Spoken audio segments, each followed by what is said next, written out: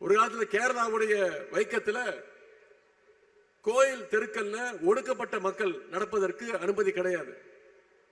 அப்படிப்பட்ட ஒரு நிலைதான் இருந்துச்சு. கிட்டத்தட்ட 101 ஆண்டுகளுக்கு முன்பு 1924ஆம் ஆண்டு அந்த கொடுமையை எதிர்த்து போராடினவர் தான் தந்தை பெரியார் அவர்கள். அப்பொழுது அவர் கைது செய்யப்பட்டார். அந்த போராட்டத்தை முடக்கிறதுக்காக தந்தை பெரியார் அவர்களை கைது செஞ்சாங்க. பெரியாரை கைது செஞ்சுட்டா அந்த போராட்டம் நீர்த்து போயிருந்து அப்ப இருந்த அரசாங்கம் நம்பிச்சு.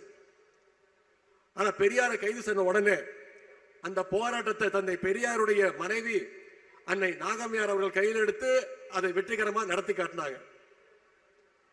இப்படி திராவிட இயக்கத்துடைய தொடக்கம் முதலே இந்த இயக்கத்திற்காக ஏராளமான மகளிர் தங்களுடைய வாழ்வை அர்ப்பணிச்சிருக்கிறாங்க, உழைச்சிருக்கிறாங்க. அத்தகைய பெருமை மிகு மகளிருடைய தொடர்ச்சியாகத்தான் இங்க வந்திருக்கக்கூடிய அத்தனை சகோதரிகள் உங்க அத்தனை பேரையும் நான் பார்க்கிறேன்.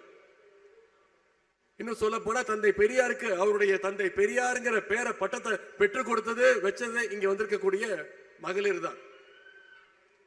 தந்தை பெரியார் வழியில பேரறிஞர் அண்ணா காட்டின வழியில கலைஞர் காட்டின வழியில இன்னைக்கு நம்முடைய தலைவர் அவர்கள் ஏராளமான திட்டங்களை கொடுத்துட்டு இருக்கிறார். பேரறிஞர் அண்ணா தான் சுயமரியாதை திருமணங்களுக்கு செல்லும்னு சட்டத்தை கொண்டு வந்தார். கலைஞர் அவர்கள் தான் இந்தியாவிலே முதன்முறையாக காவல்துறையில மகளிருக்கு பணி வாய்ப்புகளை ஏற்படுத்தி கொடுத்தாங்க. அது மட்டும் இல்ல, அரசு தொடக்க பள்ளியில மகளிர் மட்டும்தான் ஆசிரியர்கள் வரணும்னு அந்த சட்டத்தை ஏற்றுனாங்க.